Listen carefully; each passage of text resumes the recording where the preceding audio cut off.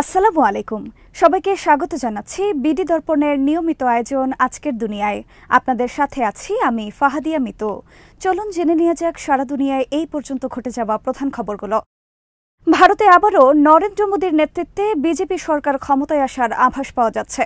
শনিবার শেষ দফার পার্লামেন্ট নির্বাচনের ভোট গ্রহণ শেষ হবার পর বুথ ফেরত জরিপের ফলাফলে এই চিত্র পাওয়া যাচ্ছে।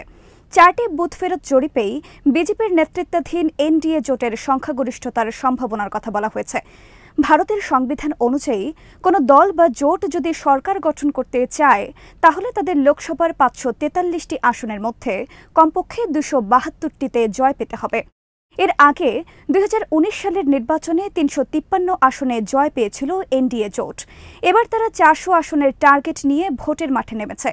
ইন্ডিয়া নিউজ ও ডি ডায়নামিক্সের বুথ ফেরত জরিপ বলছে এনডিএ জোট 371 ও কংগ্রেস নেতৃত্বাধীন ইন্ডিয়া জোট 125 আসনে জয়ী হতে পারে। রিপাবলিক ভারত ও মেট্রিজের বুথ ফেরত জরিপের ফলাফলেও বিজেপির নেতৃত্বাধীন এনডিএ জোট 353 থেকে 368 আসনে জয় পেতে পারে বলে জানানো হয়েছে।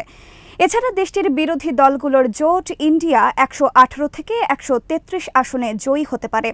ভারতের আরেক সংবাদ মাধ্যম রিপাবলিক টিভি ও পিএমএআরকিউ এর বুথ ফেরত জরিপ বলছে এনডিএ জোট 359 আসনে এবং ইন্ডিয়া জোট 154 আসনে জয় পেতে পারে। জানকি বাতের বুথ ফেরত জরিপেও বিজেপি জোটকে 350-র বেশি আসনে জয়ী হিসেবে ভবিষ্যৎবাণী করা হয়েছে। এই 4 সংবাদ মাধ্যমের বুথ ফেরত জরিপের ফল গড় হিসেব করে এনডিটিভি বলেছে বিজেপির নেতৃত্বাধীন এনডিএ জোট 365 আসন, ইন্ডিয়া জোট 142 আসন এবং অন্যরা 36 আসনে জয়ী হতে পারে। ব্রিটিশ বার্তা সংস্থা রয়টার্সের প্রতিবেদনে বলা হয়েছে ভারতে বুথ ফেরত জরিপের ফলাফলের রেকর্ড খুব বেশি ইতিবাচক নয়, কারণ প্রায়ই দেশটিতে বুথ ফেরত জরিপের নির্বাচনী ফলাফল ভুল প্রমাণিত হয়েছে। বিশ্লেষকরা বলছেন বৃহৎ ও বৈচিত্র্যময় সংস্কৃতির দেশ ভারতে নির্বাচনের ফল সম্পর্কে আগাম ধারণা করা বেশ কঠিন। জুনের 4 তারিখ মঙ্গলবার আনুষ্ঠানিক ফলাফল ঘোষণার কথা রয়েছে। কিয়েভকে দেওয়া মার্কিন অস্ত্র রাশিয়ার ভেতরে ব্যবহার করা হবে কিনা তা নিয়ে আলোচনার মধ্যেই ইউক্রেনে হামলা জোরদার করেছে মস্কো। ইউক্রেনের বিভিন্ন জ্বালানি অবকাঠামো নিশানা করে রাতভর শতাধিক ড্রোন ও ক্ষেপণাস্ত্র হামলা চালিয়েছে রাশিয়া। ইউক্রেন জানিয়েছে রুশ বাহিনীর শুক্রবার রাতের হামলায় 4 জন আহত হয়েছে। এক বিবৃতিতে ইউক্রেনের বিমান বাহিনী জানিয়েছে শত্রুরা ইউক্রেনে অন্তত 53টি ক্ষেপণাস্ত্র ও 47টি ড্রোন হামলা চালিয়েছে। এর মধ্যে 35টি ক্ষেপণাস্ত্র ও 46টি ড্রোন ভূপাতিত করা হয়। ইউক্রেনের প্রেসিডেন্ট ভলোদিমির জেলেনস্কি রুশ আক্রমণের মুখে পশ্চিমা মিত্রদের কাছে আকাশ প্রতিরক্ষা ব্যবস্থা চেয়েছেন। দেশটির বিদ্যুৎ বিভাগের পক্ষ থেকে জানানো হয়েছে হামলায় 2টি বিদ্যুৎ কেন্দ্র ক্ষতিগ্রস্ত হয়েছে, তবে বিদ্যুৎ কেন্দ্রগুলোর অবস্থান কোথায় এ বিষয়ে কিছু জানানো হয়নি। বিদ্যুৎ বিভাগের এক বিবৃতিতে বলা হয়েছে ইউক্রেনের জ্বালানি খাতের জন্য এটি ছিল আরও একটি কঠিন রাত। এদিকে ইউক্রেনের জ্বালানি বিষয়ক মন্ত্রী গালুশেঙ্কো জানিয়েছেন ডোনেস্ক, নিপ্রোপেট্রোভস্ক, কিরোভোদ্রগাদ ও জাপোরিঝিয়া অঞ্চলে বিভিন্ন অবকাঠামো নিশানা করে হামলা চালিয়েছে রাশিয়া। এ কারণে বিদ্যুৎ সরবরাহে বড় ধরনের বিঘ্ন ঘটেছে। লিভিভের আঞ্চলিক গভর্নর মাস্কিম কোজিতস্কি বলেছেন রুশ বাহিনীর হামলায় পোল্যান্ড সীমান্তবর্তী অঞ্চলে 4 জন আহত হয়েছেন। এছাড়া হামলায় 3টি স্থাপনা ক্ষতিগ্রস্ত হয়েছে। ইউক্রেনের সর্ববৃহৎ বেসরকারি জ্বালানি উৎপাদনকারী প্রতিষ্ঠান ডিটেক জানিয়েছে তাদের 2টি তাপবিদ্যুৎ কেন্দ্রে হামলা হয়েছে। রাশিয়ার প্রতিরক্ষা মন্ত্রণালয় বলেছে রাশিয়ার বিভিন্ন জ্বালানি স্থাপনায় কিয়েভের হামলার জবাব দিতে তাদের সেনারা ইউক্রেনের সামরিক ও শিল্প কমপ্লেক্স এবং বিভিন্ন বিদ্যুৎ কেন্দ্রে হামলা চালাচ্ছে। রাশিয়ার বিভিন্ন তেল স্থাপনা লক্ষ্য করে এবছর ড্রোন হামলা জোরদার করেছে ইউক্রেন। সম্প্রতি ইউক্রেনের পূর্বাঞ্চলীয় ডোনবাস অঞ্চলে যুদ্ধে ধীরে ধীরে সাফল্য অর্জন করছে রুশ বাহিনী। এমন প্রেক্ষাপটে ক্রেমলিনের ওপর চাপ বাড়াতে ড্রোন হামলা করছে ইউক্রেন। মার্কিন কংগ্রেসে ভাষণ দেওয়ার জন্য ইসরায়েলি প্রধানমন্ত্রী বেনিয়ামিন নেতানিয়াহুকে আমন্ত্রণ জানানোর বিরোধিতায় সোচ্চার হয়েছেন বর্ষিয়ান ডেমোক্রেটিক সিনেটর বার্নি স্যান্ডার্স। তিনি নেতানিয়াহুকে যুদ্ধাপরাধী আখ্যায়িত করে এই আমন্ত্রণ বাতিলের দাবি তুলেছেন।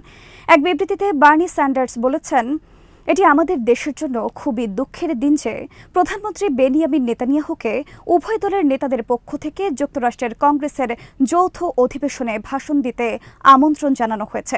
স্যান্ডার্স বলেন নেতানিয়াহু একজন যুদ্ধ অপরাধী। তাকে কংগ্রেসের যৌথ অধিবেশনে ভাষণ দিতে আমন্ত্রণ জানানো উচিত নয়। নিশ্চিত করে বলছি যে আমি ওই অধিবেশনে যোগ দেব না। শুক্রবার মার্কিন কংগ্রেসের উচ্চকক্ষ সিনেট ও নিম্নকক্ষ হাউস অব রিপ্রেজেন্টেটিভসের নেতারা যৌথভাবে নেতানিয়াহুকে আমন্ত্রণ জানান। সিনেটের সংখ্যাগরিষ্ঠ ডেমোক্রেটিক দলের নেতা চাক শুমার ও হাউসের রিপাবলিকান স্পিকার মাইক জনসন ওই চিঠিতে স্বাক্ষর করেছেন। ডেমোক্রেটিক নেতা বার্নি স্যান্ডার্স মনে করেন, রাষ্ট্র হিসেবে ইসরায়েলের আত্মরক্ষার অধিকার রয়েছে, তবে তারা ফিলিস্তিনি জনগণের বিরুদ্ধে যুদ্ধে যেতে পারে না। স্যান্ডার্স তার বিবৃতিতে বলেন, ৩৪,০০০ ফিলিস্তিনিকে হত্যার অধিকার ইসরায়েলের নেই। ১৯,০০০ শিশুকে এতিম করার অধিকারও তাদের দেওয়া হয়নি। এক সপ্তাহ আগে জাবালিয়ায় দখলদার সেনাদের ফাঁদে ফেলে হামলার ঘটনার বিষয়ে একটি ভিডিও প্রকাশ করেছে হামাসের সামরিক শাখা আল কাসাম ব্রিগেডসের মিডিয়া উইং। ভিডিওতে ইসরায়েলি নাগরিক এবং আহত ও নিহতদের পরিবারের উদ্দেশ্যে বলা হয়েছে, নেতানিয়াহু সরকার কিংবা সেনাবাহিনীর মিথ্যাচার বিশ্বাস না করতে। ভিডিওতে জাবালিয়ায় নিহত এক সেনার ছবি দেখিয়ে বলা হয়েছে, তার লাশ এখন হামাসের হাতে রয়েছে।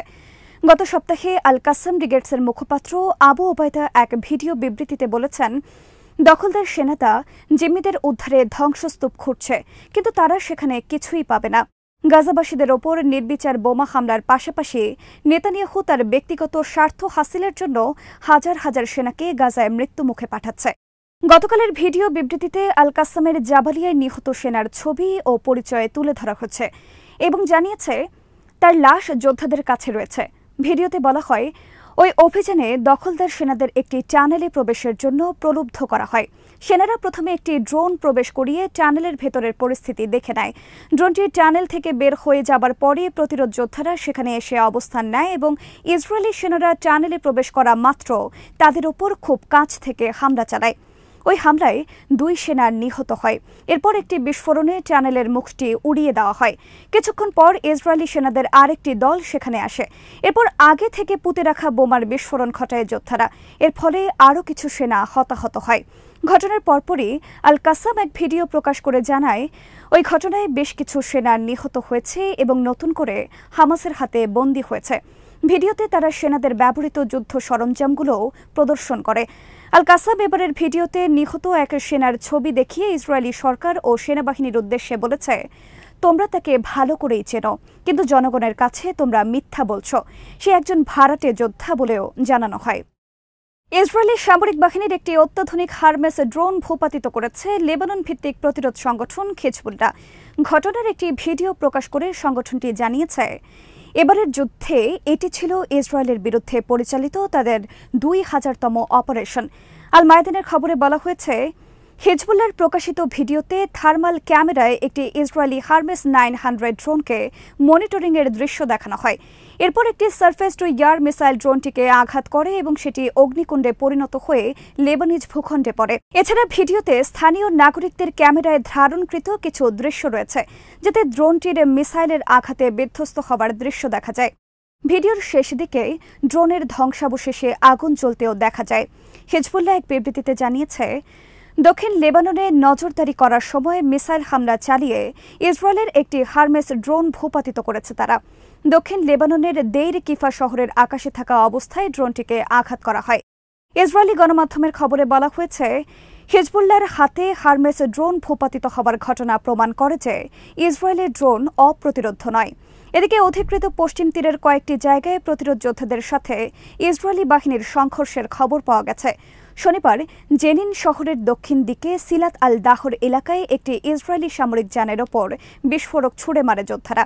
এছাড়া পশ্চিম জেনিনে সালেম মিলিটারি চেক পয়েন্টে দখলদার সেনাদের সাথে মুখোমুখি সংঘর্ষ হয়েছে একদল যোদ্ধার। দক্ষিণ আরিহা এলাকায় শরণার্থী শিবিরের কাছে ২ জন লোক ইসরায়েলি বাহিনীর ওপর গুলি চালানোর পর তাদের গ্রেফতারের খবর পাওয়া গেছে। এছাড়া আকাবাতে জাবের শরণার্থী শিবির এলাকায় এক শিশুকে গুলি করে হত্যা করেছে দখলদার বাহিনী। এছাড়া কয়েকটি জায়গায় সেনাদের ওপর হামলা চালিয়েছে আল আকসা শহীদ ব্রিগেডের যোদ্ধারা। গাজায় যুদ্ধবিরতির লক্ষ্যে মার্কিন প্রেসিডেন্ট জো বাইডেনের দেওয়া প্রস্তাব প্রত্যাখ্যান করেছে ইসরায়েল, যদিও হামাস প্রস্তাবটিকে ইতিবাচকভাবেই নিয়েছিল। মার্কিন প্রেসিডেন্ট তার প্রস্তাবে বলেছিলেন, প্রথমে ৬ সপ্তাহের জন্য যুদ্ধবিরতি হবে। এরপর ইসরায়েলি বাহিনী গাজার জনবহুল এলাকা থেকে সরে যাবে। গাজায় বিপুল পরিমাণ ত্রাণ পৌঁছানোর ব্যবস্থা করা হবে। একই সময়ে কয়েকশো ফিলিস্তিনি বন্দীকে মুক্তি দেবে ইসরায়েল, আর হামাস মুক্তি দেবে ইসরায়েলি জিম্মিদের, যার মধ্যে থাকবে পুরুষ সেনারাও। এরপর গাজা পুনর্গঠনের কাজ শুরু হবে। সবশেষে দুই পক্ষের মধ্যে সব ধরনের হামলা বন্ধ, অর্থাৎ স্থায়ী যুদ্ধবিরতি হবে। বাইডেন এটিকে ইসরায়েলের প্রস্তাব হিসেবেই অভিহিত করেছিলেন, তবে তার এই প্রস্তাব প্রত্যাখ্যান করেছেন ইসরায়েলের প্রধানমন্ত্রী বেনিয়ামিন নেতানিয়াহু।